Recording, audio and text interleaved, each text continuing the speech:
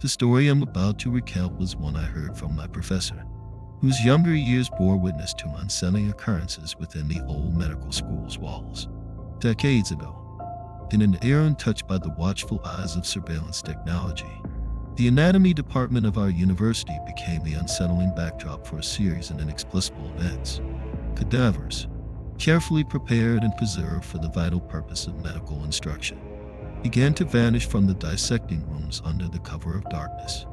Despite rigorous police investigations and the heightened security measures that followed, no concrete explanation surfaced.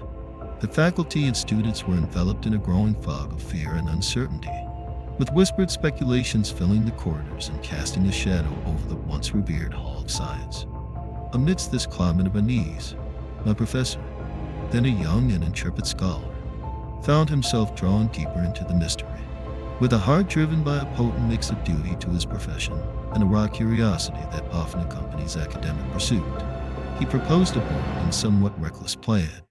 He volunteered to conduct a solitary vigil within the very walls of the anatomy lab, positioning himself as bait in a bid to expose the culprit or phenomenon responsible for the disappearances.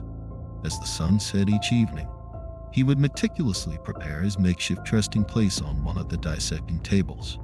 With clinical precision, he arranged himself just as the cadavers were, his body completely still, covered by a thin, stark white sheet that did little to shield him from the chilling embrace of the stainless steel table beneath him. The air was thick with the sterile, pungent odor of formaldehyde, a constant reminder of the room's grim function. The only light was the pale glow of a single bulb, casting long shadows that flickered across the room as if they were alive. Each night, as silence descended upon the university, my professor lay there, his senses heightened to every slight noise of distant footsteps of a night watchman, the rustling of nocturnal creatures outside, and the eerie creaks and groans of the ancient building settling into the coolness of the night. His eyes, though closed, were never at rest, and his mind raced with possibilities of what might unfold should the thief or perhaps something far more inexplicable itself. Night after night passed without incident, and the initial tension gradually gave way to a disheartening quiet. On what was to be the last night of his vigil, an unsettling calm had settled over the lab. The air felt unusually heavy, as if charged with a silent foreboding. It was then, amidst the quiet, that the first real sign of intrusion occurred. A soft, almost imperceptible scraping sound, like that of stone against wood, coming from just outside the dissecting room. Frozen beneath his shroud, my professor strained his ears, listening as the scraping grew louder, closer. Suddenly, it ceased, replaced by the gentle creaking of the old wooden door as it begrudgingly opened. The faint moonlight spilled into the room, casting long, eerie shadows across the floor and over the bodies laid out on the tables. The figure that entered was little more than a silhouette, a darker patch against the darkness, its movements hesitant yet purposeful. As it paused, adjusting to the room's dim light, my professor could make out the faint outline of a cap pulled low over the intruder's eyes, shielding their face. The intruder carried with him a strange, almost reverential air as he moved from one table to the next, his hands occasionally reaching out to gently touch the sheets covering the bodies, as though paying his respects or perhaps appraising his potential bounty. With each step the figure took towards my professor's table, the air in the room seemed to grow colder, the shadows darker. My professor's heart pounded in his chest, a stark contrast to his outward semblance of death. He could hear the intruder's shallow breaths now, the slight rustle of fabric against fabric as he moved ever closer. As the figure loomed over my professor, a final decision had to be made. With a surge of adrenaline, he threw off the sheet that covered him, sat upright, and shouted with all the force of his lungs, "Don't move." The intruder, caught mid-step, staggered backward, his eyes wide with shock. In the scant light, my professor could now see the man's face pale, with a tinge of disbelief and terror. It was the face of someone who had seen a ghost, not a grizzled thief hardened by nights of gruesome work. The figure's knees buckled, and he fell to the floor with a thud that echoed through the silent lab. The room spun into chaos as my professor leapt from the table, his own fear momentarily forgotten in the rush to aid the fallen man. But despite his efforts, the shock had been too much. The man lay lifeless, his eyes still wide open in fright. In the aftermath, my professor's actions were a blend of heroism and regret.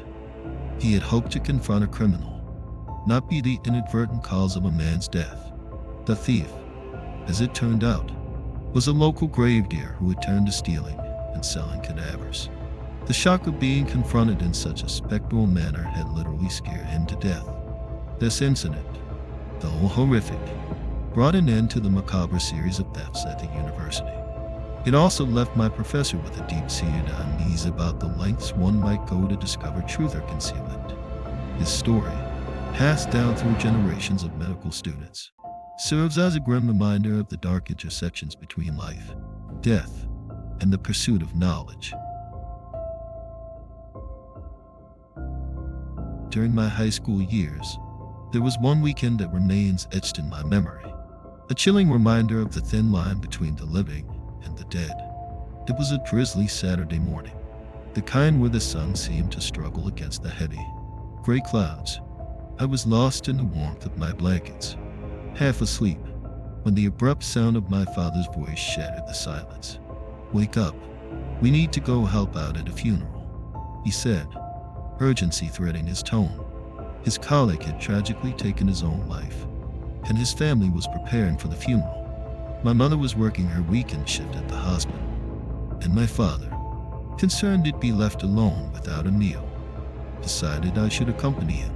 Upon our arrival at the bereaved family's home, the atmosphere was laden with a somber weight, thick with the scent of sorrow. The living room, normally a place of laughter and life, had been transformed into a somber sanctuary of mourning.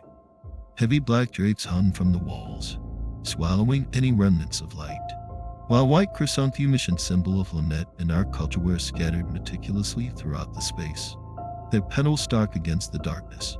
As my father disappeared into a crowd of hushed voices and subdued cries, I was left standing awkwardly at the threshold of the sitting area, feeling the full force of the room's eerie stillness envelop me. Every corner seemed to whisper secrets of despair, making the hair on the back of my neck stand on end. I chose a secluded corner, far from the haunting portrait of the deceased, which watched over the room with an unsettling permanence. With a deep breath meant to steady my nerves, I pulled the door open. Time seemed to halt. There, in the flesh, stood the man from the portrait, one enshrined just a room away, surrounded by flowers and candles. His eyes, a mirror of the deceased's, bore into mine, unsettlingly alive and piercing. The resemblance was so precise, so unenviable accurate, that a cold shiver cascaded down my spine, a wave of ice that prickled my skin and left me rooted to the spot. For a heartbeat, the world was utterly still, my mind unable to process the impossibility before me. My knees buckled slightly, the shock weakening my stance, making it difficult to maintain my composure. It was a surreal, almost supernatural encounter, where the boundaries between life and death seemed blurred. As I stood there, paralyzed by a mix of awe and terror, a voice from behind broke through the thick air of tension. "Big brother, you've arrived," it called out warmly, tinged with relief and a hint of sorrow.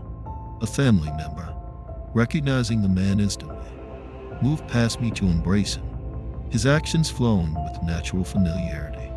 The scene snapped me back to reality, and as I stood there, dumbfounded and struggling to piece together my thoughts, my father approached from the interior of the house. He had seen the color drain from my face, noticed my wide, shocked eyes from across the room, placing a reassuring hand on my shoulder. He leaned in close, his voice a low murmur meant to calm my startled nerves. "That's his twin brother," he explained softly, his words intended to soothe yet stirring a whirlwind of emotions within me. The realization dawned slowly, mixing relief with a lingering sense of unease. The rational explanation did little to dispel the eerie feeling that clung to the air, the chill that the uncanny resemblance had instilled in me. Even as the day progressed and the twin brother mingled among the guests, sharing memories and offering solace, I couldn't shake off the initial horror. His voice, so similar to what I had imagined the deceased might sound like, echoed in my ears long after the conversations faded. It was an encounter that blurred the lines between reality and the ethereal, leaving a haunting impression that lingered far beyond that mournful day.